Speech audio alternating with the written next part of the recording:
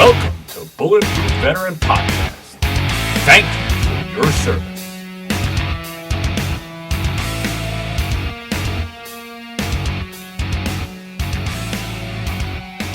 All right, everybody, welcome back to Bulletproof Veteran Podcast. We're going to have a lot of fun today.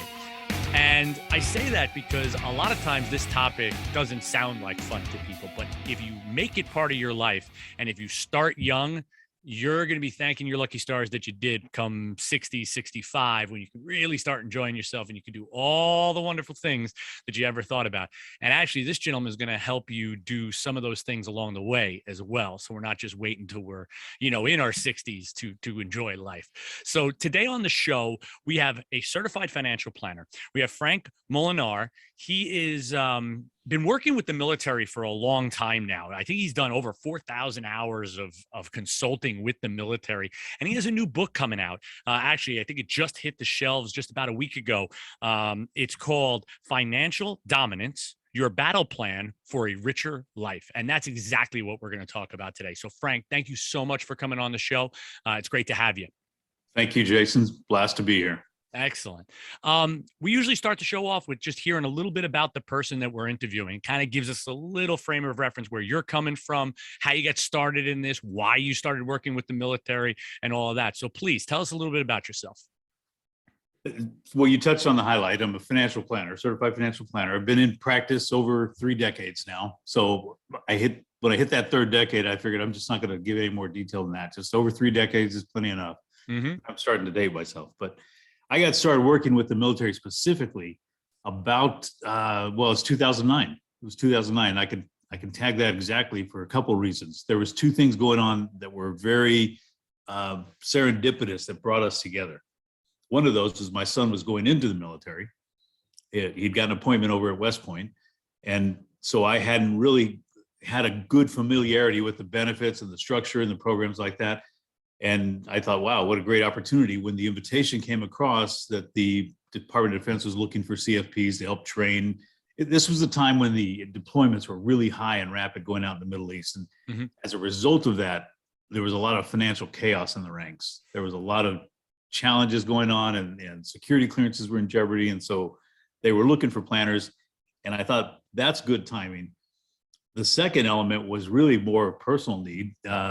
The great global financial crisis of 08 and 09 hit me particularly hard. I'd love to say I was bulletproof from it, but I wasn't. I was a little bit more vulnerable. I'd just gone through, we were finishing up a divorce, a 24-year marriage, and that had a lot of financial implications to that was based on one set of economic factors, and then the economy tanked. And all those factors, expectations were still higher, and the ability to meet those expectations were a little bit more challenging. So it turned out to be just a really good time for me to work with the military. And then as I'm doing that, I discovered I love this work. I love this work because of the audience. I love this work for several reasons because of the audience. But it was also the first time in over 20 some odd years of being in business where all I had to do was not worry about trying to impress people. I was there to impress upon them the things, the tools that they needed. And the whole idea, the whole, salesy kind of thing was completely left to the side. And I just discovered this is just too much fun. So the contract only lasted about 3 years, but I've been doing this work ever since with some veteran service organizations and nonprofits and having a blast. And like you said, we've logged over 4,000 hours of one-on-one, nitty-gritty, deep dive consultations with service members and veterans, family members. And then we've logged a ton more time giving presentations, briefs to tens of thousands of service members all around the country, mostly Arizona, North Carolina, what have you. That's pretty amazing. I mean, I would say that your son going to West Point would almost be enough of a catalyst to get started. But for the reasons that you've talked about, it's pretty cool that it all kind of just worked out anyway. I mean, like I said, now your son, how many years did he end up doing? Yeah, well, there's a whole complicated story there. Yeah, it usually is. It's the military. It's the military, and I have to say it's my son. And it was the divorce and the timing. There was a lot of unresolved issues. He ended up resigning his commission at West Point. Okay. Ended up moving over to the Guard. here in Arizona, did some time down the border mission, and then was released there as well because he was having some trouble and had some DUI issues and just some unresolved personal issues, which is two things to say here. Complete transparency. We don't have everything in our lives lined up. And at the same time, that helped me understand a lot of the challenges that other service members go through. So that was perfect too. He came out of the military sooner than he wished he would have. Later on, he decided to get over to Syria on his own, and he worked with the Kurdish militia as a freedom fighter, as a volunteer. Very, very cool. Very, very good. Very cool, very traumatic, very, very hard on family members. I'm sure. And that took me, again, another level deeper of understanding what it's like when your only son, when your child is out there and you have no way of protecting them. Yeah. Which is counter to what a parent lives and breathes to do. Yeah. There's a lot of trying to figure out how to release that control that you're so used to. I have a 3-year-old daughter, and I'm used to controlling basically everything. You know what I mean? From what she eats to when she goes to sleep to what she watches on TV. And to relinquish that control can be very difficult for a lot of parents. It's the rest of your life journey. You're going to be learning how to relinquish more and more control as we go. Yeah, definitely. But I'm glad that you talk a little bit about some of the challenges that your son went through, because those are realistic challenges and they all impact your finances. So something like a DUI, trouble in the military, maybe loss of pay, reduction in rank. These are all realities. We kind of don't talk about them all that much. We love to talk about all the positives and the awards and the deployments and all this stuff that's the positive. But those negatives or those challenges that we have throughout the time that we're in the military really is what we have to base our financial planning off of, because when everything is great, your finances are usually, they kind of, I won't say they take care of themselves, but it's a lot easier. It's when you have those things in front of you, those challenges, that what you're doing really comes into play. That's the big time. Absolutely. Makes or breaks you when the hard times come. And, there was one survey, I don't remember if it was a Gold Star Family Survey or which one it was, but they asked service members currently serving how high finance is ranked as a concern for them. 9 out of 10 put it at number 1. Okay. 9 out of 10. So wherever they are in their journey, it's a challenge no matter where we're at. And to that point, I have never met a service member yet who could not improve on the state of their finances. Of course. And I think that each service has a different approach with it. I know as an Air Force veteran, when I got to tech school, I was out in Port Hueneme, California, and the tech school had a financial planner come in and sit down with us. I think it was like week 2 that we were there. So this is after basic training. We're learning our technical stuff now. We're preparing for our job. And the person came in, they talked a little bit about TSP. They talked about some things that you can do with your money, all that kind of stuff. Now, there's a bunch of 18-year-olds in a room for the most part. So we looked at the guy basically like, can I sign my briefing and get the hell out of here? Because I want to go to chow, or I have, whatever. I got some studying to do for class, or whatever the case may be. Unfortunate that we take that mindset at 18. And I think that's something that you've been working on, is kind of changing that mindset. And I think we have to, because there were so many things that I should have done and listened to that gentleman. I don't even know if he was good. I have no idea. Might have been a hack, but he had some good ideas that now when I think back, if I'd have done them, I would probably be in a little bit of a different situation now. So what do you do to kind of impress upon the DOD, the VSOs out there and stuff, that we need to start this earlier and earlier? There's several things going on in play there, what you were just talking about. It's not just delivering the content. Mm-hmm. Delivering the content, I think, is the approach that all branches take, and they get some mandatory finance training in there. But when I was contracted and I saw the content they had pre-approved for us to use for the delivery, boy, it made me cringe inside. I'm sure. Because I knew I'm talking to a bunch of 18-year-olds, and I knew I needed to get their attention. Mm-hmm. And I also knew that this PowerPoint, boy, it wasn't going to do it. It was just going to be another opportunity to PowerPoint them to death. It was boring. It was dry, and it had nothing to grab your attention. So I think the responsibility is on us as trainers, as teachers, as leaders, not just to deliver content, but deliver it in a way that captures their imagination, that that engages the person where they're at, whatever stage of life they're at. Because the thing is that money, it isn't the most important thing in life. There's all kinds of other priorities that come across our mind. When, you know, the young 18-year-old, you have other things going on in your mind, but money touches every area of life. It touches every area and every stage. And so wherever that person is at, wherever the audience is at, I think the most critical thing is to deliver the content in a way that speaks to them where they're at. Yeah. So I had this, you know, a little bit of this conversation with the contractors, and they said, well, no. You were contracted. This is the only pre-approved stuff. If you're going to use PowerPoint, this is what you got to use. And I heard that and I thought, that's perfect. So we won't use PowerPoint. We won't use PowerPoint. I just solved the problem. That was it. We're just going to go in there and we're going to have some conversations. And I just went into each meeting with that perspective in mind. Let's talk to you, where you're at. What are your challenges and why do you suppose they are? And then let's build out from there. And as I started to do that, boy, I understood that ingrained in the training of the military experience, there's some perfect parallels that we can draw to make money easier to understand. And that's what this whole book is about. And that's what the whole approach is. So we use this battle plan metaphor and we call on all that training that was, you know, given to you guys to train you so you're mission prepared and all this, but also to expand what the influence of that training is so that you can dive deeper and understand how money plays into all of this.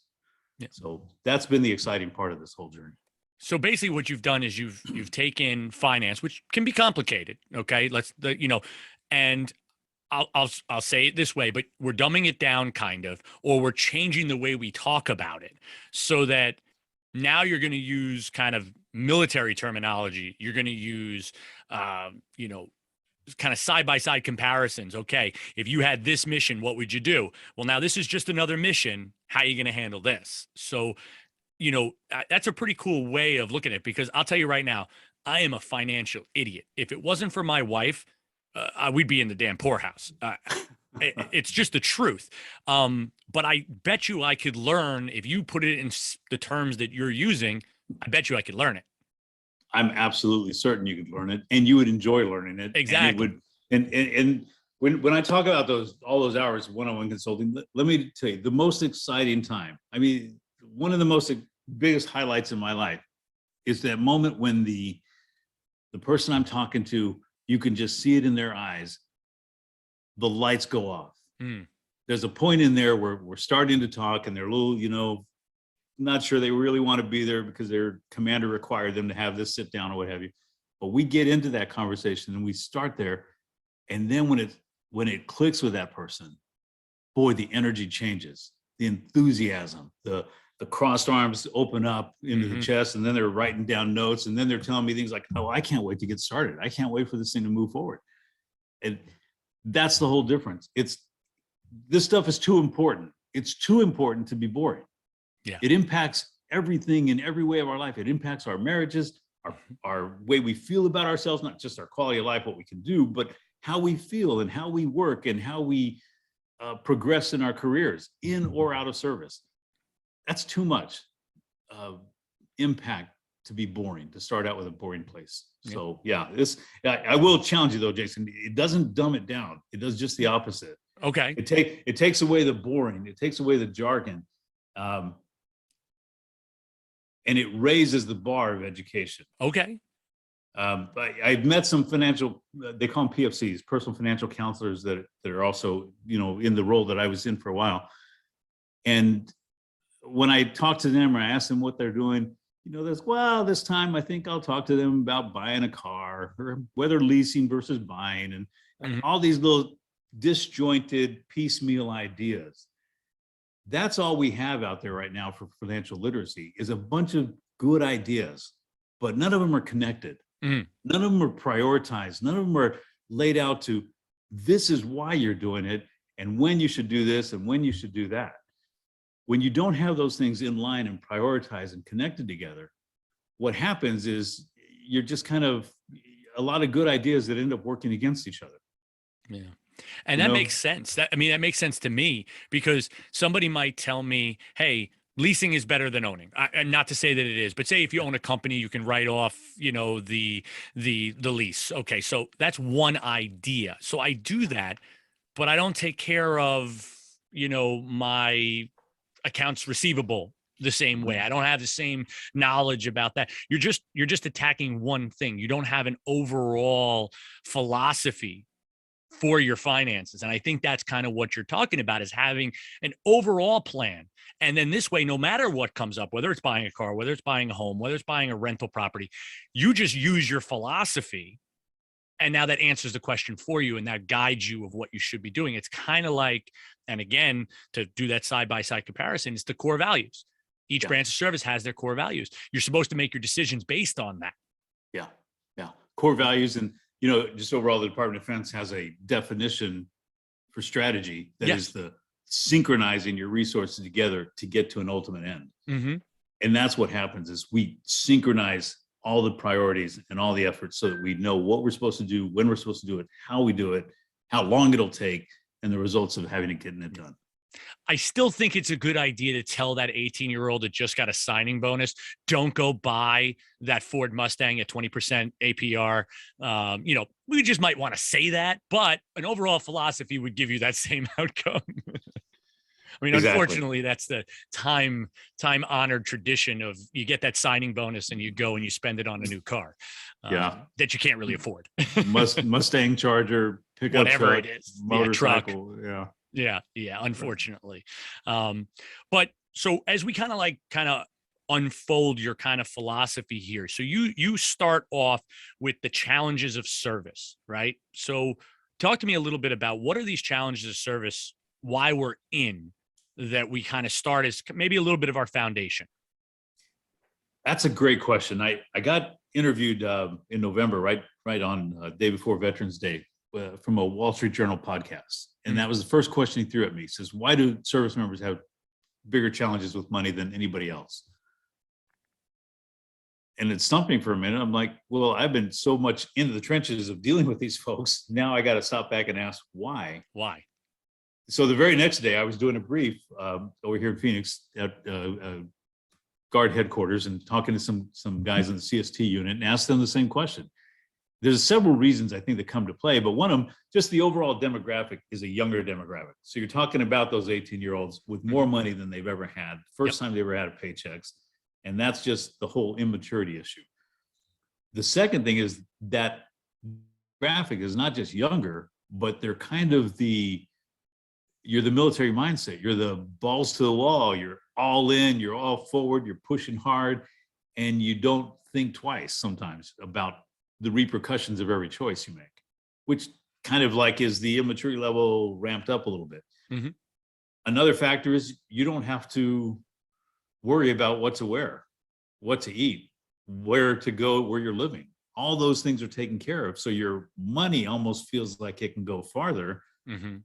And it can go farther, but then it doesn't tend to go farther in the right direction. It goes farther in the other way. All those play a factor. You can't also ignore the biggest issue. Everything rises and falls on leadership.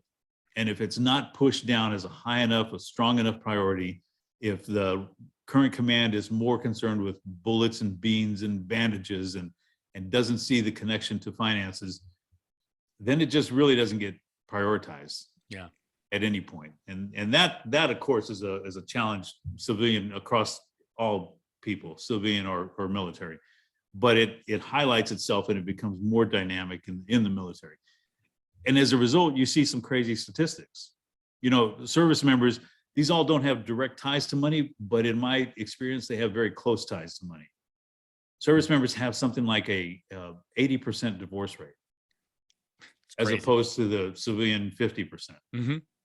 You have a 50% higher likelihood of being homeless when you're out of service or going through a period of homelessness. Yes. And of course, the one nobody likes to talk about is 70% higher chance of suicide.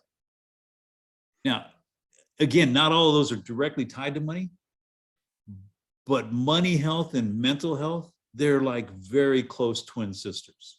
Yeah. They're very well connected. And so when we deal with this thing, when we buttress your financial health, or, buttress your mental health with financial stability, we can help you understand and how to tackle all the other challenges in life a lot simpler. Because when money goes wrong, a small little problem blows into a big mountain of, just exacerbates the implications of everything if your finances are wrong. If you're a little bit stronger in control, that's the whole thing. If you have your dominance over your finances, the idea of financial dominance isn't just being readiness for a mission, but it's dominance at all times, the right perspective and understanding of how to manage your money instead of being manipulated by it. Right. It Right. changes the game. And it's so true that you deal with a level of immaturity in the military because you are dealing with 18-year-olds and stuff like that. But if you actually think about it, how does the military handle that? They send you to basic training, right? So the military handles your immaturity by sending you to basic training, telling you to fold a shirt in a 6x6 square, and you have to make sure your edges are perfect, and you have to make sure your boots are shined. They give you simple instructions. They break it down into the most simple thing. Why do they do that? It's so that you can understand small details, so that when we give you a rifle and tell you to go somewhere, you use that same principle of breaking it down into the simple and small details. You handle them and you have a mission at the end. We don't do that with finance. We don't do that. We don't do that in high schools. Nobody teaches anybody, and now I'm going to date myself, balance a checkbook. I know that most people don't balance a checkbook anymore. I said it to a buddy of mine the other day and he laughed at me. A check what? Yeah, right. It's like, what are you going to do? But no, I mean, basic finance. We don't do that in high school. We don't do that in basic training. We really don't even do it in most tech schools or anything like that across the services. There might be certain organizations, like you said, contractors that come in and talk, but it's, again, if your command doesn't make it a priority, like you said, it gets pushed to the wayside, and you might be maturing as an adult, but you're still immature in your finances and how you spend your money and care for your money. And you're still missing that training. Yeah. Yes. Yeah. And the other part of that too is across all the branches, I think, and you have to confirm this better than, because I don't have the direct experience, but I believe when you're learning how to use a long gun, everybody's learning the same tactics. Yes. It's uniform across all branches, correct? Yeah. So something as important as finances, there's no uniformity to the content that's being delivered, or the content is, again, dumbed down, milk toast, just really dry and not very engaging. So it needs to be out there more with higher priority, but it also needs to be uniform and in such a way that connects again with the audience. Yeah. And you talk about mental health and all of that. And even while you're in the military, we know a lot of the statistics outside of the military, but while you're in the military, for somebody who has deployed, if you're worrying about your finances or if your family's taken care of while you're deployed, the mental stress of that, and again, going back to what you said, is the two are very close and they're very tied together, because having that mental stress of, my wife's at home, she doesn't have money for, milk and groceries and all, or rent or whatever the case may be. And now she's yelling at me, or he's yelling at me, the husband might be home, whatever the case may be. That's all stuff that adds on to an already stressful situation. You're already away, you're already worried, and now you have this financial stress. That's not it's not a recipe for success. Let's put it like that. Yeah, exactly. And if there's a 3-year-old child involved in that, now you're looking at yourself and think, what a failure you are, because you're out here fighting and you can't take care of your child and your spouse. Yeah, it's brutal. Yeah. So understanding those challenges in the military, I think, is a great foundation. It's a great way that we can kind of change the culture around the training. It's a great way that we can kind of attack the problem from that 18-year-old instead of waiting until they're 25 or 30 to then start. And now you're already kind of set in your ways and you've already made a lot of mistakes. You already jacked up your credit, or you bought that Mustang at 20% APR. So that's important. Definitely important. Wherever you're at, we can course correct. Right. We can adapt, we can adjust, but it's certainly the sooner, the better. Yeah. The sooner we get in touch with you, the sooner we start that training, the better off you're going to be. Yeah. But I love some of the conversations. I was doing this one brief at a reserve unit, and this the old salty guy in the group was like, "Hey, you guys got to listen to this. It's too late for me, but you all need to really listen to this." He had like 5 more years in his career before he was retiring. And I had the greatest time because I said, well, can we just test your theory? Well, what do you mean? I said, well, if you don't mind just sharing some information for the benefit of all of us here, let's just take a look at where you're at and where you're doing. And it's true. It's a lot harder for a guy who's 40, 45 to course correct, but there's always hope. There's always something you can do. And as long as you focus on what you can do, there's always progress to be made. And again, by the end of that hour, he was wired and excited, and everybody else could understand that he's got a plan, but boy, it could be a whole lot easier on the younger guys if they just engage present day. Yeah. So it's a real life example, and those kind of things, you just can't, those lessons just don't get any better that way. No, that's and it's got to be good for you. Like you said, you see that reaction, that change in mindset right in front of you. As anybody that's taught or presented or anything like that, that's the reaction that you want. You want to see that one person that you didn't think was going to be in it all of a sudden change, and then now they're present and they're part of it. Yeah, and everybody else follows along, and the energy is contagious. It's awesome times. And that's why you said, if your leadership is on board with this, it's going to trickle down to everybody else. And when I say leadership, it doesn't have to be the base commander. It could be your platoon sergeant or your first sergeant, or, in the Air Force, a superintendent or an NCOIC, just somebody that sets his troops up or her troops up for success.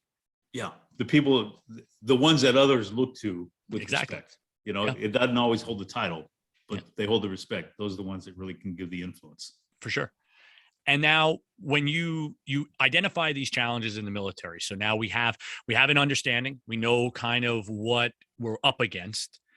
Now the next step that I see in kind of how you work this is you come up with kind of a sustainable spending plan. And I think that's important because so many military members, and like you said, because they don't have to worry so much, maybe if they're living in the dorms, about rent or food because they can go to the chow hall, they think their dollar is going to go so much further, and it does a little bit, but you're still not, listen, E1, E2 pay, you're not making that much. Okay. E3 pay, you're not making that much.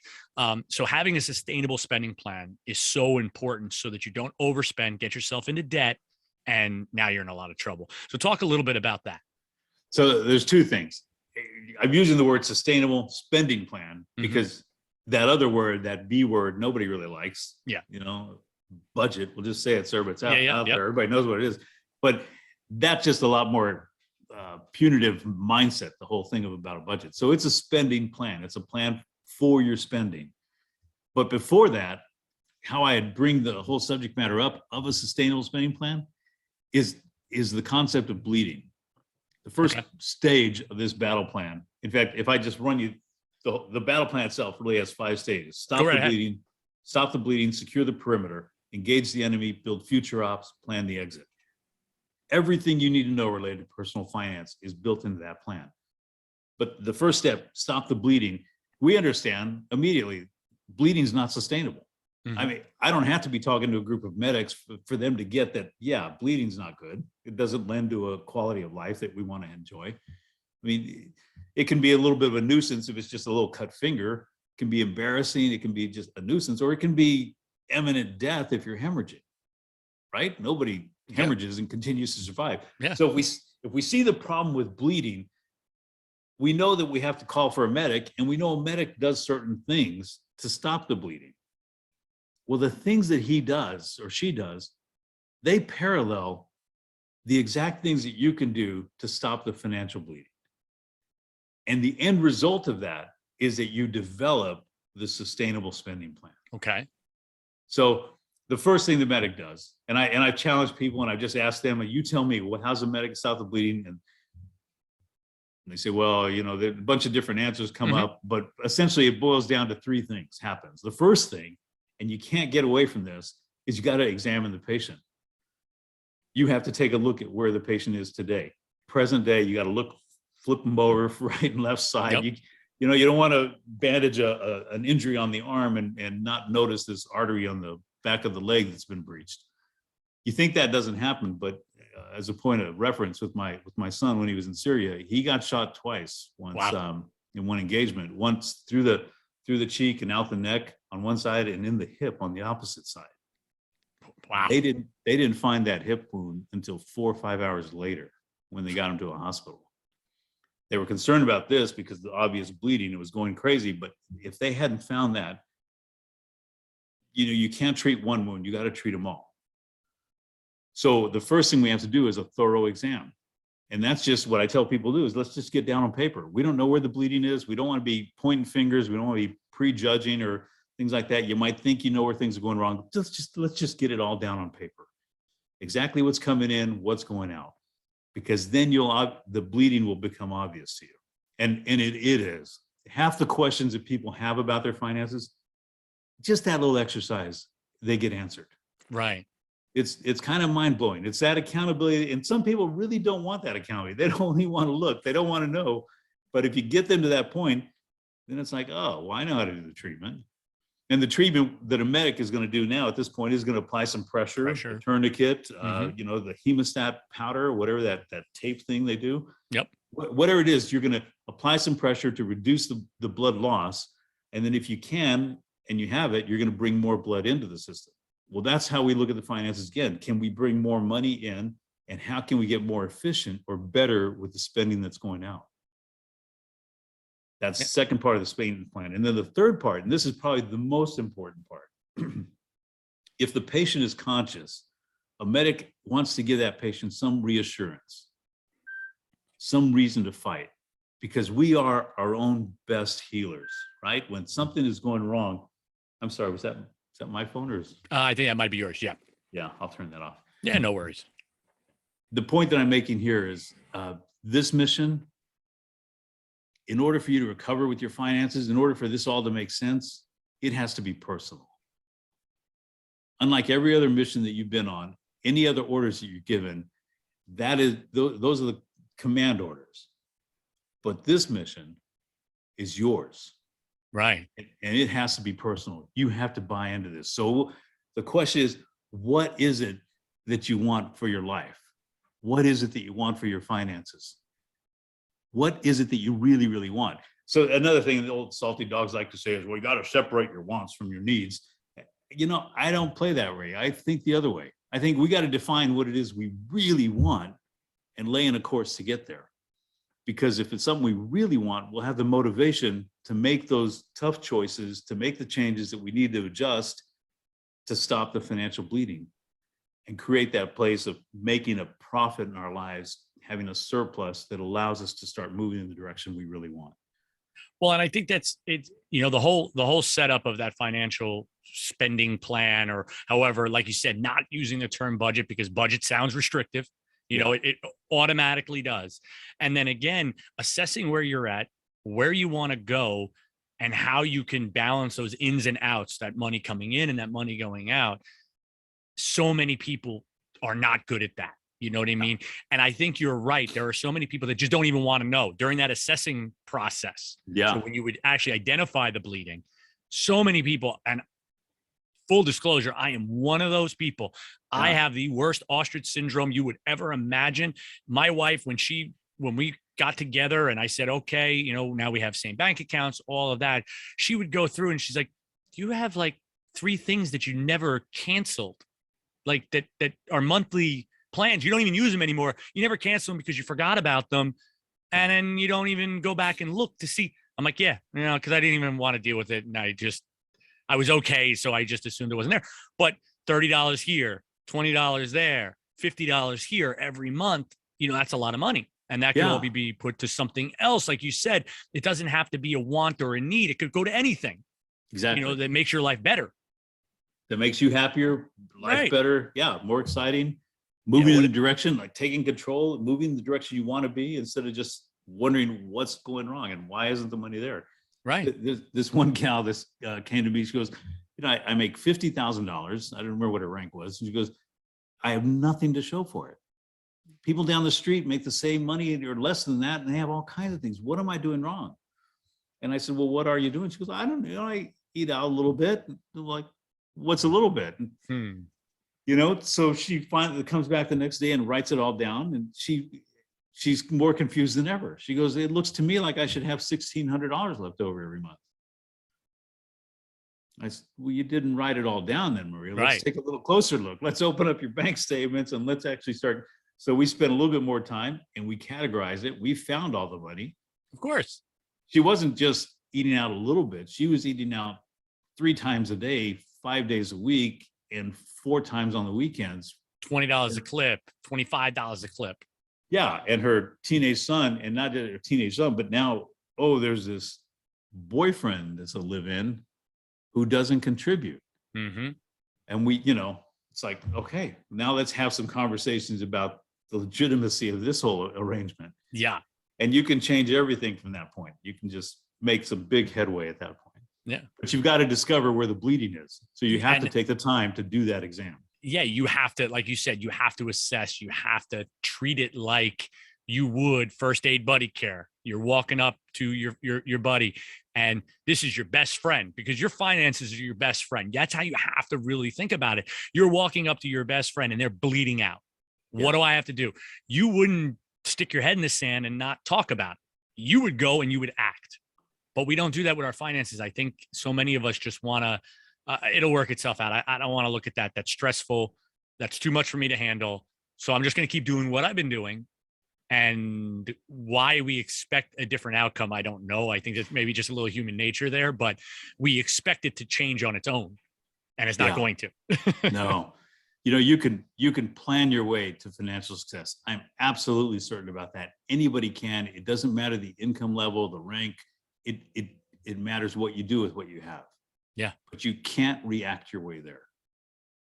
You can plan your way there, but you can't react your way there. Right. And right. most service members, your training is to react to circumstances. And that also actually kind of works against you in this sense, to understanding your finances. Because if you just live reacting, from one crisis to another, or from one event to another, you don't have the big picture in mind. You don't have any strategy going on. Yeah. And it'll always work against you. And I think that feeds into kind of the next step in your whole process, which is kind of understanding and building that discipline, understanding finance a little bit, dispelling some of the myths that are out there, and being able to now implement your plan. I think that's kind of your next step. So talk a little bit about that. Talk a little bit about understanding financial discipline and some of the myths that are out there that can kind of trip you up. So the next step of the battle plan is a lot of fun. I have a lot of fun with this step. I actually have a lot of fun with all of these, but yeah, this is probably the one area that's the most misunderstood, even for those who want to get better with their finances, or maybe even especially for those who want to get better and can't figure it out. I call it securing the perimeter. Mm-hmm. So the idea of securing the perimeter is understanding, and I asked this question just straight up, but you're in a hostile territory. You're in Afghanistan, you're in Iraq, you're Syria, it's hostile. Half the people there might be happy you're there. The other half want to see the end of you. And they all look the same. And how do you tell them apart? And in that environment, how important is security? It's the paramount. It's the most important thing that you can have. There's no mission without security. There's of course. You can't do anything unless you have a base of operations where you can be strong, you pull in your personnel, you plan your missions. Without that, everything else is subject to, a very low likelihood of success. Yeah. Yeah, for sure. So we understand that. So the problem that people have with finances is everybody thinks saving money is like it's a nice idea. It's something you do for a rainy day. It's something we ought to, be kind of cool if we had it. And you think, I got a few $100 in savings, I'm doing all right. What we don't understand is that we live in a hostile territory. So we're not in Syria, we're not in Iraq or Afghanistan right now, but we are in a hostile territory. We're in the center of the free world. We're in the one place in the history of global human history where the greatest amount of freedom and opportunity exists. We're at the center of that. And that space is a hostile territory. That space is a place where bad players are always looking out to try and separate you from your money. The military is the second most targeted demographic for predatory loans, for financial scams. They know they can take advantage of the military just a little bit less than they can take advantage of seniors. Yeah. Which is terrible. but they'll come right after you. So those are constantly happening. Your phone, you're constantly getting calls for some scam or something else. You owe money to the IRS. You got this refund. You got this opportunity to get this great big congratulations. You got some, award, $5,000. Just click this link. Like this. Identity theft used to be something we worry about. Now it's something we have to always deal with. Yeah. Kind of like COVID now. It's just a constant. We're always dealing with it. And then there's the whole thing about immaturity and just finances. You don't plan for emergencies, but emergencies happen. So what I try and make real clear to all of us are 18-year-olds maybe have a little bit harder time understanding this, but you get a few years life experience under your belt and you know that life happens, emergencies happen, unplanned things happen. The DOD sometimes, DFAS messes up your pay. And boy, if you miss 1 week's paycheck, if you're delayed 5 days and it throws your whole life out of sync, the problem isn't DFAS. The problem is your finances, they're out of sync beforehand. Look at the government shutdowns that we just dealt with and pay was delayed. For a lot of people, I think we missed 2 paychecks. That was life altering for a large population of military and government employees. And these are people making good salaries. A lot of the government employees they're making very good salaries, but their debt side and how they handle their money, it's not in a good place. So that losing of 2 checks, now we're in a lot of trouble. So they're in a hostile zone and they have no perimeter. Exactly. And an attack has just come in. Yep. So the incoming that happens in a hostile territory is coming and you're unprepared. What do you think is going to happen? Of course, your finances go into a wreck. Of course. So now you understand that saving money isn't a good idea. It's mission critical. Yeah. And if you change that perspective, if we change that understanding in our heads, we change everything. The entire game changes. Because now I have this E4, E5, brawny, muscly guy, just a great soldier. He's like, oh, I get it now. I need ammo. Yeah. And he relates it to something that makes sense to him. And that light goes off. And it's like, okay, well, now what's next? Tell me and we go into how to create that perimeter. So securing the perimeter is the idea of building a meaningful amount of savings so that you're in a position of strength to deal with the incoming of life. And without that, there is no mission. If you're bleeding, there may be no life. I mean, we got to get to where you stop the bleeding. Of course. But once you stop the bleeding, we've got to get you to a place of strength and stability. So it's kind of like one is getting you out of the hospital. Now we're going to get you into rehab. The problem that a lot of folks have with their finances is when they finally get a little bit of surplus left over, they're not waiting for that next paycheck just to survive. They think, okay, well, my problem now is I got to get this debt's gone. I got that 24 interest rate credit card. I got this 29% one. I got that personal loan. I got that consolidation loan that I thought was a good idea. And they start worrying about attacking all their debts and they don't build up their savings. And I'm like, that's kind of like going into a battlefield with an empty magazine. Yeah. That's no good. That's You're not ready. You're not ready. Right. You're not ready for the battle. And that's what happens. And so you do all these good ideas. You pay a little extra on your mortgage. You never make minimum payments on your credit cards. And you think you're making headway, but you don't have a secure perimeter. Then things blow up and you lose, you get frustrated and you get angry and you yell at your partner and you start binge spending out of frustration. And that ratchets up your guilt and that just gets you more frustrated. And then you go to AER to help Army Emergency Relief or the Air Force Emergency Relief to get help so you don't lose your car payment. But then you just, after it all, you don't understand what happened and you figure like, I'm just screwed. And you resign to this life of getting by and you just give up. And then you just go into the unwashed masses, that experience of a roller coaster of poverty. And every once in a while, things get better, but most of the time you can't figure it out. This is why that happens. So we secure the perimeter and we get you to a place of strength. And the idea of saving money, it doesn't just allow you to deal with the incoming of life, it's really a very deep thing that takes place. It alters your financial metabolism. There's a whole field of study that started probably about 15, 20 years ago called behavioral finance. Okay. And we understand in the industry, the investor, the individual's behavior is more important than any of the financial choices they make. In other words, it's not really that critical which fund you choose. If you have 5 different growth funds that you're looking for investing in, it's more important that you have the right behavior, that you do invest and that you start the behavior. So when somebody begins to have savings that's a meaningful amount, and I define that as 6 times their cost of living. So if you're spending $4,000 a month on your cost of living, you need $24,000 before you have a secure perimeter. Mm-hmm. And that's kind of a shocking number sometimes, because if a guy's never had more than, $1,500 in their savings, they think, oh God, that's insane. This is unattainable. This is I'll never unattainable. get there. Yeah. And I've never, but it would be nice.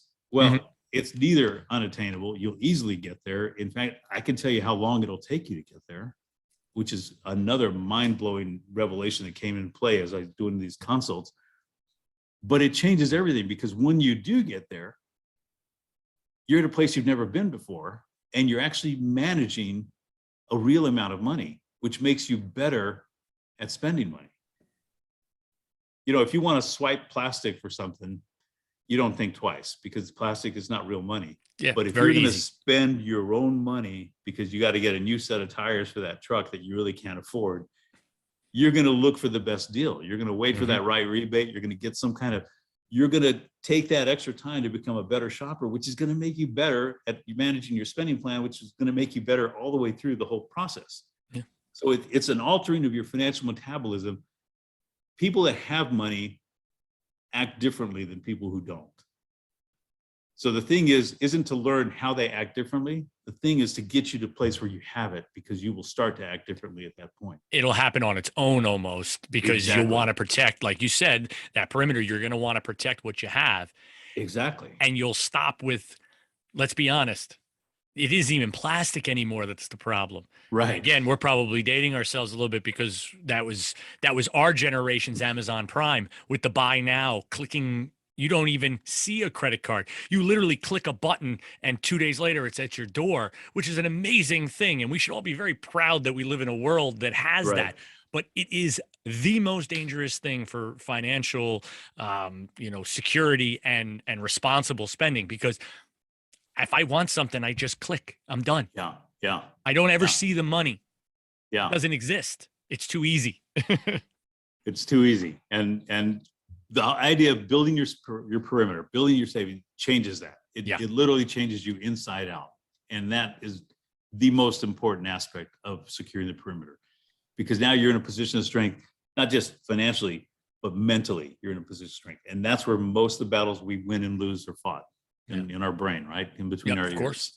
Yeah. We're our own worst enemies in a lot of ways. And once we become allies, then we're a lot better. Exactly. So Jason, that when I said how long it can take, this is the craziest thing. I don't know how far in, how many of the 4,000 hours it was. I would guess maybe it was about a quarter of the way through. I started to see this pattern developing. When I'm walking service members through their own plan and we're building this action out, okay, let's figure this out. Let's get you to where you stop the bleeding. We have a surplus, and then it always happened. It happened right around the same period of time. A couple a little bit faster, a couple a little bit slower, but it was always the same number. About a year and a half. Okay. 18 months. It's nothing. Nothing. I mean, an 18-year-old can almost see 18 months down the road. Almost. Almost. Right? It's a lot easier for them to see that than it is 20 years down the road, 30 years. So 18 months, I got so excited by that. Yeah, it's pretty amazing. It's crazy. It is really crazy. In a year and a half, you can completely change the direction your life is headed and the direction your entire generation, your future family and generations after that will be headed. In 18 months, everything changes. Now, to get there, we have to just employ some tactics. And I call them tactical wealth protocols. I've identified 4 in the book, and that is how we build that perimeter in 18 months. And it's basically, again, it's recognizing opportunities and it's capturing them instead of just blowing them up. Right. You know, you get that reenlistment bonus. 9 out of 10 people are just going to feel fat and sassy for a month and spend it and have a great time. And 3 months later, they're going to have to be scratching their head to figure out where the money went. It's human nature, but let's just employ a little bit of discipline here and let's just make some choices. You want me to go through these 4 protocols? They're pretty quick. Yeah, sure. They're life-changing, but yeah, you know, they're going to sound really simple, but I'm telling you, they are life-changing. I So would the love to first hear one is you stop the bleeding. So you have a surplus now. What do we do with that surplus? We deploy 80% of it to your savings, to your perimeter, and we leave the other 20% in your checking accounts, kind of a buffer zone. So the first thing is if we fix your spending and we deploy 80% of the surplus away. Second thing, so let me give you an example on that. So if we get somebody who's started out and they're break even or they're $300-400 in the red, we'll usually get them to where they've got about a $500 monthly surplus. Okay. So 400 is going to be put away and the other 100 is going to stay there, kind of a buffer, because of whatever they, you know, it's a fluid process. We'll get more precise as we go. We just want to get something rolling. The second thing is handling a plan for those windfalls, that reenlistment bonus, that tax refund. Coming up. Yep. Yeah. That stimulus check that we've gotten this past couple of years. Any of these unexpected windfalls of money that come in, if you have a plan for them, they won't disappear. So let's make a plan. When a tax refund comes in, take 20% off the top and spend it however you want. Enjoy yourself. Guilt-free pleasure. Put the other 80% to work. Makes sense. And so, you're kind of you're getting to dip your toe into having a little bit of cash, so you almost satisfy that addiction, that need. Exactly. You enjoy the present. Hey, listen, I'm still getting something, but I'm saving at the same time. You're getting something twice. You're getting some pleasure and you're getting strength. So you're getting a double duty out of this return instead of just blowing the money on something and not knowing where it goes. Right. Next time you get a promotion, a pay raise, they're going to bump your pay $300 a month. So, you know, the American thing is when I make 300 more a month, I'm going to start living on 350 more. Yeah. And you take up some car payment or something. I don't care where you spend your money. I'm not going to judge or anything like that. I just care that you know where you're spending it. And when you get an opportunity to get more money, spend half and put half away. Yeah. Same thing. You still get to spend half. You still get to enjoy it, but deploy that other half away because that's an opportunity. And the sooner you get money working for you, the more work it can do for you. And then the fourth protocol is when you've finally paid a final payment on something. So you finally paid off that consolidation loan. It was costing you $120 a month. You don't even see that money. You haven't seen it. Just push that money forward, deploy it forward. So now we're not, again, almost the same thing with the pay raise. Just because you have a little bit more money coming in, don't change what you've set up your spending plan. Don't alter that. Now this money again goes to work for you, however that may be in some type of savings, in investments, whatever you're going to do. You're, like you said, you're deploying that money to now work for you rather than, well, I got $120 more because I'm not doing that consolidation. I can buy a nicer car. Yeah. So here's the question. You have these 4, 80% of my surplus, have 80% of my windfalls, half of my pay raises, and 100% of my paid off payments. Which one of those can you not do? Every one of them is doable. Every one of them is doable. Yeah. With a little bit of intention, a little bit of planning, everything is doable. And what will it do for you? In about 18 months, it'll secure the perimeter. It'll take you from that where you thought you were okay at $500 in your savings. Now you have $24,000 in your savings. It's huge. Now, when something goes wrong, you're not applying for another credit card to get more money that you don't have to try and pay for something you can't afford. When something goes wrong, you take care of it. And you're nobody's biatch. You're not going into debt for anybody else now. You're in charge of your own, and that's a very powerful feeling to have. Very strong place to be in. Yeah, it's empowering. It's affirming to what you've done. You know, there's an instant reaction there that, hey, I'm not worried. I'm not going to bed. I'm not putting my head on the pillow thinking about my checking account.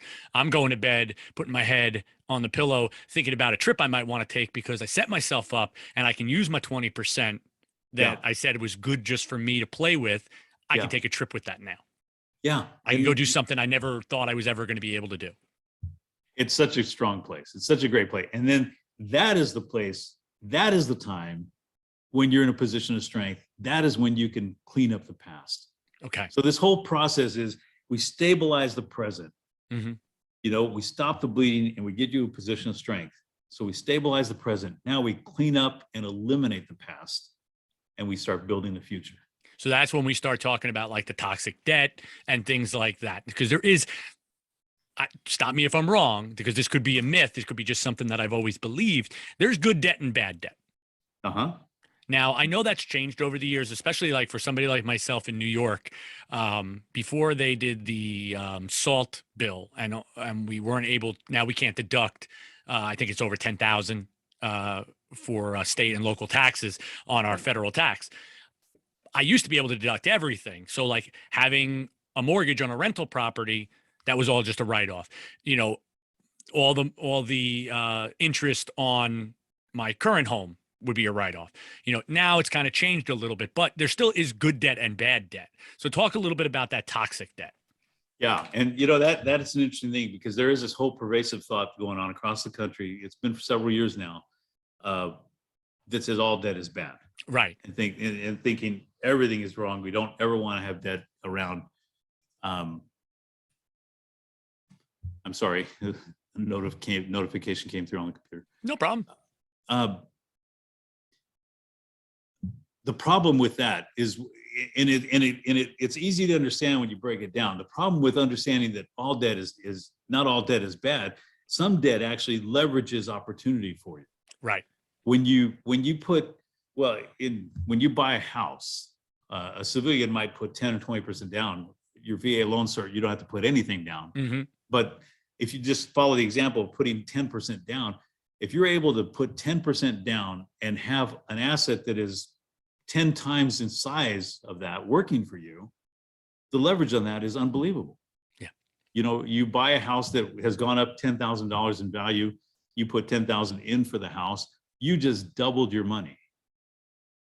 Now, the house only went up maybe 10% total, but to you, your value went up 100%. It's huge. Right. So that kind of, there's when a debt can create opportunity for you, it can be healthy as long as you can easily afford it. And right. Emphasize the word easily. You don't want to have a mortgage that's going to cost more than 25% of your take-home pay. Mm-hmm. You'll be creating a lot of stress for yourself. You don't want to have, So I would say the kind of debts that are productive are the ones that generate more income or opportunity for you than you could have on your own, created otherwise. Yeah. And I would say education is one of those areas. As long as you, put yourself into that education, as long as you're focused on getting yourself educated and passing those courses. And then using that education as a benefit. Yeah. You don't want to be paying back the DFAS for the stipend and the college expenses if you don't pass those courses. But when you're engaged in that, it's a beautiful benefit. You don't really need to be too worried about it. Although you do want to be responsible. Mm-hmm. You have to warrant that, because I have seen some people. I did see a young couple come in and see me one time. They had $110,000 of student loan debt. Whoa. And she didn't even have her AA yet. Oh, that's not good. Yeah. And I'm like, well, you've been living on this money. You haven't actually been going to school and focusing on the schooling. You've just been living on the money. So there's an irresponsible way to handle that. But if it's productive, if you're there just to get educated, not to get too crazy in debt, and then you just manage and take that thing down. Because when that college education is warranted to give you the job that's $30,000, $40,000 more than you were making previously, you have the means to pay that off, and you've gotten the return from that education. So it's just simply a matter of managing it. It doesn't have to be a problem for you. Right. Toxic debt is the debt where you think other people's money is your backup plan, or where you think you can just afford something because somebody says that you are creditworthy, and you figure, well, if they know it, they think it, then I must be, and I can just spend the money. That's toxic debt. You don't want to have that. You don't want to carry that. And we want to eliminate that. And the faster you eliminate it, the better. So here's the thing. Those tactical wealth protocols we talked about a minute ago. Yeah. Those are the keys to the kingdom. Those things will build your savings in about 18 months. Now all you have to do is redeploy them going forward to your debts. So you leave that 24,000. We'll use that as, the number. We'll leave that 24,000. That's sitting. That's beautiful. Maintained. Yeah. Now we redeploy the money that we were building the 24 to attack the debt. Yes, that's it. We just Pretty redirect it out. So we're putting the money to work, and the Yeah. work that money does, at first it secures the perimeter, then it eliminates the enemy, then it builds the future. So Right. that's just it. Yeah, you learn those, you integrate them into your life, and now it's going to be pretty simple going forward. Couple of caveats. If the perimeter gets breached, what do? Got to go back. You fix the perimeter, right? Yeah. So that's the thing, Jason, when the metaphor is so perfect, you almost don't even have to explain the rules. Yeah. You understand the perimeter got breached. Well, I got to fix that. Yeah. So then you can't go back keep and going over rebuild the here. savings. Yeah. You got to go back. You got to fix it. Yeah. And the debt's still going to be there. You're going to pay. You're making minimum payments or whatever you have to do, not to hurt yourself. Right. But you're going to go and redeploy and fix over here. You can keep the position of strength always strong. Yeah. You can always protect you're going to prioritize your mental, your physical, your health, the health of your family, the ones that love you, the ones you love and care about. You're going to prioritize that first. And then you're going to always be in a better position. So then once that's stable, then you just redeploy those tactical protocols to your debts. And I would tack them the smallest debt to the largest. Okay. Line them up. I would put your student loans in last position because that has the least impact on your credit overall. Okay. And then I would remove the mortgage from the list completely because that's just really not necessary to pay those off. Yeah. Yeah. Just do what you normally do. Make your mortgage payment, with your interest and your escrow, whatever you might have, and just leave it alone. Yeah. I mean, it makes sense. It definitely does. Watch how fast you burn through those debts. Yeah. And then think of this for 1 second. Every time you knock one of those debts off, that's that fourth tactical wealth protocol. Now you're just moving that payment forward too, right? Mm-hmm. So think about all the debt payments that you make currently, add them together. And when you've eliminated all your debts, what kind of money are you deploying forward? Huge. It's huge. I mean, it's literally, I'm talking 22, 25-year-old guys, and suddenly we're looking at a place where they're going to be deploying $12,000, $14,000 a year into building their future ops. And that's where we talk about investing. Yeah. For an E1 or an E2, that's could be 50% of your salary that you're now redeploying. Yeah. And, again, this is a great thing I get to tell people because, at the very beginning, I asked, what is it your mission about? What is it you want? What does rich mean to you? And then at this point, I get to tell them, you're going to have to dream a little bigger because we're going to hit that goal and we're going to figure out what's next. Yeah. Well, that 24 is going to be 48 before you know it, because now you have all this extra money that you can be putting in there and building. Well, what do you want to do? Yeah. What are your goals? And I think that goes into, again, building on what you're doing. The next portion is then now aligning yourself with people and ideas that set you up for the future and allow you to do all the great things that you really could come up with and want to do. Then you get to enjoy all the prosperity of the richest, most powerful, most opportunity-laden place in the place of earth that you've been protecting with your life. Mm-hmm. Now you get to enjoy those same rewards. And isn't that the way it should be? It's exactly the way it should be. Yeah. So I love that, but that not going into the whole details because they can get a lot deeper in all of this, and there's a lot more detail in there. But those are the 4 of the 5 steps. And then the final step is understanding. And you get there naturally. This is when I get to investing, behavioral finance, the whole thing. Mm-hmm. Let me just tell you, there's a statistic out there that's been a rolling 20-year study that's really crazy. The average investor underperforms their own investments by as much as 50% or more. Underperforms their own investments because of their own mentality and their own practices. Yeah, because of their behavior. Yeah, mm-hmm. and a big part of that is their lack of managing their finances correctly. So when that little girl now needs braces and they have no perimeter because they have no expectation or they have no understanding of the hostilities around them, they're borrowing against their TSP or their 401k. And that was at a time when the market was down. And so they just exacerbated their losses and everything blew up in front of them. All those behaviors get washed away. Running through these first four steps of the battle plan, or the first three, you're retraining yourself. You're training yourself and setting yourself up to become a great investor, not an average investor. Right. And it's not because you have the perfect savvy, or you know what Elon Musk is going to tweet next, or what anybody else is going to have. You don't need to know that stuff. You just need to know how to handle the things in front of you, how to synchronize your resources to get to a certain goal. You don't have to understand blockchain and Dogecoin and all that kind of stuff. Thank you for saying that. That's exactly right. I don't understand those things. I trust me. Listen, I'm with you. I see it on the internet and I'm like, okay, yeah, I don't get any of that. And I know people that do. And listen, I've known people that have made money in it, and good on you if that's how you do it. And that's it. But when we talk basic finances and we talk about financial maturity, this seems like a much better and a much more tried and true way of dealing with this is sane finances. Yeah. The rest is go to Vegas and do your gambling. I guess you have to. And there's a level of it. And hey, if you follow these steps and you have this extra money, maybe that is your goal, that you want to try some of these. You want to get into NFTs or all this kind of stuff that's out there. Don't do it before you do what you're talking about. Right. Do it with the extra money. Right. That's your vacation.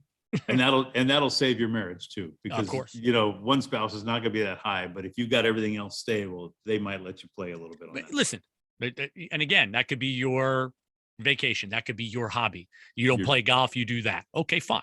Both are very expensive and they'll both drive you insane.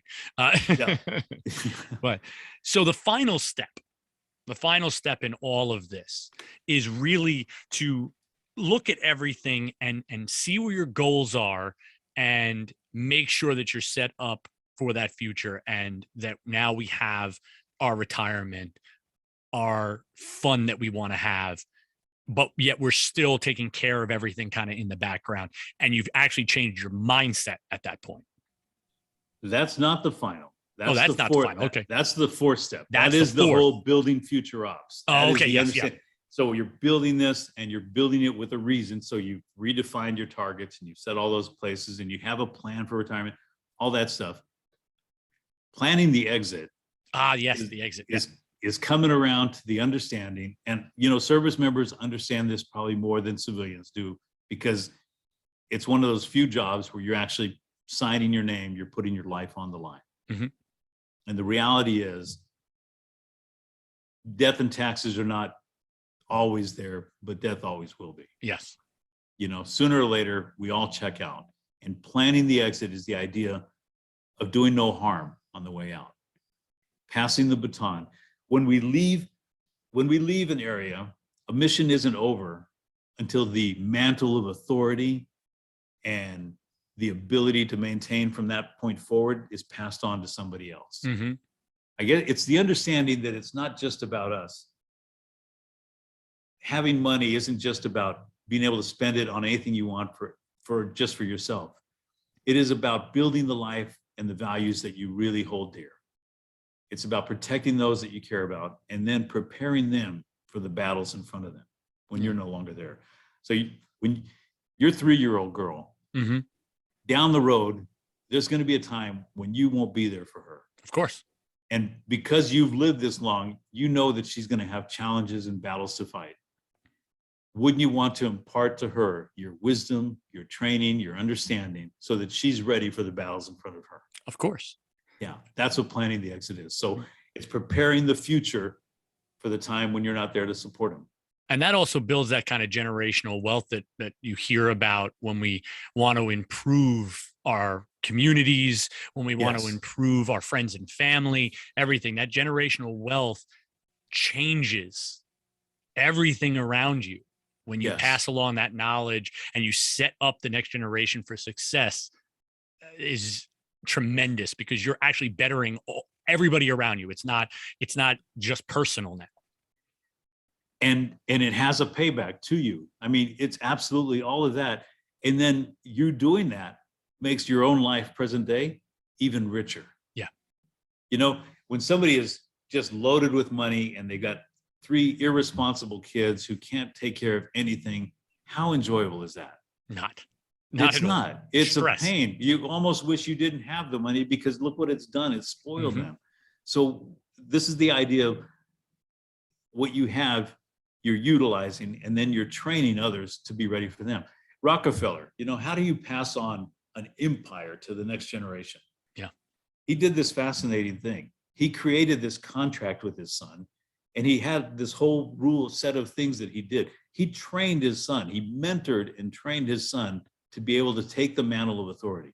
That's the same thing we have to do. It's not just a matter of who we leave money to when we die. It's not who's just on the beneficiary designation. Those are all important factors of this. Of course. But it's preparing them to be ready for when they receive that baton. Yeah. And when you're running a race, when you're running a relay race, because life is like a relay race, and you see that runner ahead of you is ready, you have more energy and you're enjoying yourself more, and it's exciting, and you can't wait to pass it. When you see that runner's not ready, not even focused, not attention, not, then it's just a drag, because then you just run out of steam, and it's going to go down from there. And that's the reality with people's finances. 70% of inherited wealth is blown up in the first generation. I believe another 20% goes in the next generation. So it's like evaporates. Because it's the exact same thing as the signing bonus. There's really no difference there. You're just giving a big chunk of money to somebody who's not prepared to use that money for themselves or to benefit from having now that money. So they just go out and they buy a house, or they buy a car, or they buy something they really can't afford on their normal salary, and it blows up in their face. So that's why, it is no surprise that the beneficiaries lose that money within a generation.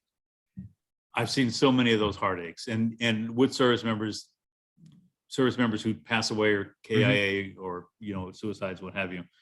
I've seen just chaos happen, and I've seen families broken up. I've seen people go to court, and so much devastation that happens that could completely be avoided with just a little bit of intentional planning and preparing the generations ahead of us.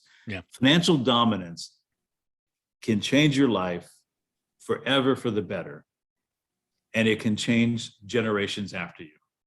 And that's pretty cool. That's cool. The goal of all of this thing. Yeah. No, it's very cool. It's very cool. So now we've unwrapped all of this, and that's a lot of information in a very short period of time. Right. People need to be able to now reference this, and people need to understand it a little bit deeper. Like you said, a little bit more detailed and stuff like that. Where do they find the book? How can they get it? All of that. And also, how do they learn more from you, get in touch with you, all that kind of fun stuff? Thanks, Jason. So, excuse me. Easy enough. The book, like you said, it just launched. So you can find it on Amazon, Barnes & Noble, Target, any of the retailers that want to pick it up. It's out there, accessible to all of them. We have it in paperback and in Kindle. Nice. It's a little bit pricier than I wanted it to be. It's $26.95 for the paperback. And the reason for that is it's full color. We have illustrations in this. So we not just came up with a metaphor to make it easy to understand and maybe even hard to forget, but we also gave you pictures and cartoons because, there's the Marines out there too. Right? Well, listen, everybody needs crayons. Right. We got this on camera, so I'll just throw that up there. See if that gives you a little picture of an idea. Now I can understand everything. That's what I need. So it's graphics to make it all pretty come together and reinforce the lessons of the highlights of each chapter. So there's some beautiful illustrations, and there was a PhD that I hired to create those infographics for us. So you have that in paperback. It's available in Kindle. I want to say by next week, we'll have the audiobook up. Very cool. I know a lot of people like that. They like to listen to it on the drive to work, all that. That's how they kind of take in all their information. So that's definitely good. And I'm doing the reading on that myself. So good. I'm glad to hear that. That's always from better. The author. Yeah, it's from the author. So we'll have the audiobook, and I'm also creating a workbook, but all that content is out there. Again, Amazon, Barnes & Noble, Target, spread the love around wherever your favorite retailer is. Of course. If you want to get in touch with me, financialdominancebook.com is the website devoted to this book. Financialdominancebook.com. And the email, frank@financialdominancebook.com. Perfect. You get stuck, you're reading this, you have any questions, listener, please reach out to me. Myself, this this is not just a thing to do. This is a mission. I'm no longer under contract, but I can't see this work not getting done. I have to see it through as much as we can. So we're going to continue to push it out, and you can join my newsletter there, and we'll have some tips and tricks. And I plan to, just as we continue to do the consults and a great question comes up, I plan to just feed that out to there. A lot of the stories in the book they have are based on those consults to help you see, your peers and how they're interacting with different subject matters. Right. This way you can relate to it and it's real. Exactly. Yeah. So I want to keep on pushing that out there. So join the newsletter. I don't send a bunch of them out. I actually really haven't even gotten started on pushing them out because we got to get the book done first. But financialdominancebook.com, Frank at Financial Dominance Book. And then again, all the retailers are out there. That's great, man. And I really hope that people take advantage of this. Doesn't matter what stage of life you are in. It is never too late. I want to say that to everybody, whether you're that 18-year-old who just went into boot camp, whether you just got your signing bonus and you don't know what to do, whether you're getting ready to get out of the military, or if you, like me, you're out of the military almost 20 years and you're just looking to shore things up because now you got a little one and a house and all the bills that go along with all that and all the fun. This is the time. It always has to start now. So take the opportunity, check this out, Financial Dominance, pick up the book, pick up the workbooks, listen to the audiobook, however you want to get the information, and make the change now because it's never too late. And you'll never regret doing that change. Yeah. There's always something you can do. You never need to feel hopeless with your finances. You just need to get the content so you can figure out how to move forward. Yeah. And that's what we're here for. That's awesome. No, I love it. And thank you so much for being so detailed in just the interview and letting people know what's in the book. And then this way they go into it already kind of jazzed up. Hey, I want to do this and I want to be a part of this. And they can really get started with this. So Frank, I really appreciate you coming on the show. Thanks, Jason. Have a blast being here. It's great. And like I said, have a great rest of the day. And thank you again.